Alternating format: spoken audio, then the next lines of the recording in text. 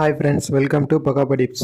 இந்த வீடியோவில் நம்ம இப்போ என்ன பார்க்க போகிறோம்னு பார்த்தீங்கன்னா Vivo T1 44W இந்த மொபைலோடைய அன்பாக்சிங் அண்ட் ரிவ்யூ அதுதான் நம்ம இந்த வீடியோவில் பார்க்க போகிறோம். சரி வாங்க வீடியோக்குள்ளே போகலாம்.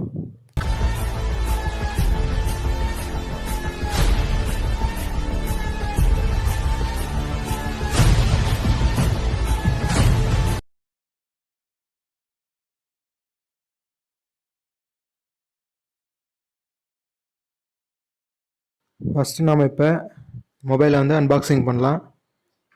இந்த மொபைல் தான் பார்த்தீங்கன்னா விவோ ப்ராடக்டான T1 44W, அதாவது 44 வாட்ஸ் ஸ்பீடாக சார்ஜ் ஆகக்கூடிய ஒரு மொபைல் அப்படின்னு சொல்லியிருக்காங்க.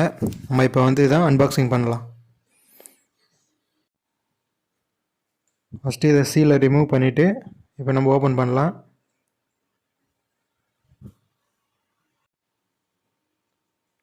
இதை ஓப்பன் பண்ணே பார்த்தீங்கன்னா மொபைல் கேஸ் ஒரு கவர் வந்து உள்ளே இருக்குது. மொபைல் கேஸ் வந்து டிரான்ஸ்பரண்ட் கிளாஸ் மாதிரி,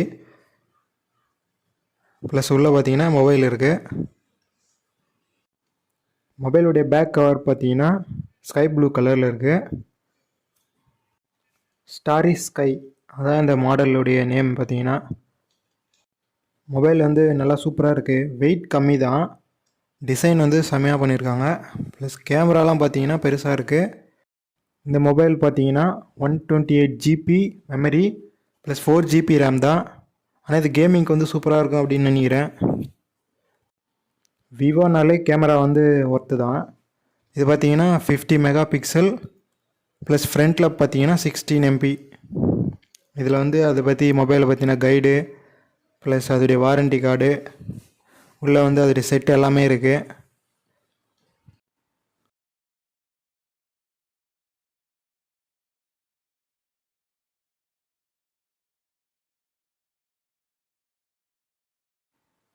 இதில் இருக்க சார்ஜரு ப்ளஸ் டேட்டா கேபிள், இது பார்த்தீங்கன்னா fast charging charger and data cable. 44 watts ஸ்பீடாக சார்ஜ் ஆகும், அதுதான் இதோடைய ஸ்பெஷாலிட்டி. மொபைல் வந்து சார்ஜ் போட்டிங்கன்னா ஒரு ½ இல்லை 45 மினிட்ஸில் பார்த்தீங்கன்னா ஃபுல் சார்ஜ் ஆகிடும். அதான் இந்த மாடலுடைய ஸ்பெஷலே. நார்மல் சார்ஜர் யூஸ் பண்ணிங்கன்னா ஸ்பீடு வந்து கம்மியாக தான் இருக்கும், சார்ஜர் ரொம்ப நேரம் நிற்காது. ஆனால் இதில் பண்ணிங்கன்னா செம்ம ஸ்பீடாக ஆகும். இதுதான் ஃபுல் செட்டு.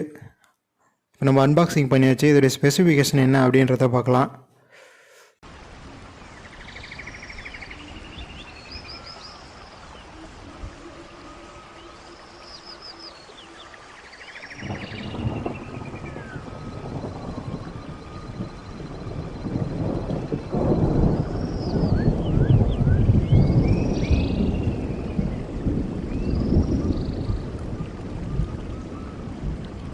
ஸ்பெசிஃபிகேஷன் பார்த்தீங்கன்னா சேம் அதே 4 GB ரேமு 128 GB மெமரி.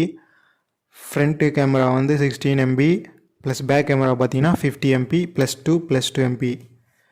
அப்புறம் பார்த்தீங்கன்னா இதில் டிஸ்பிளே ஃபிங்கர் பிரிண்ட் இருக்குது.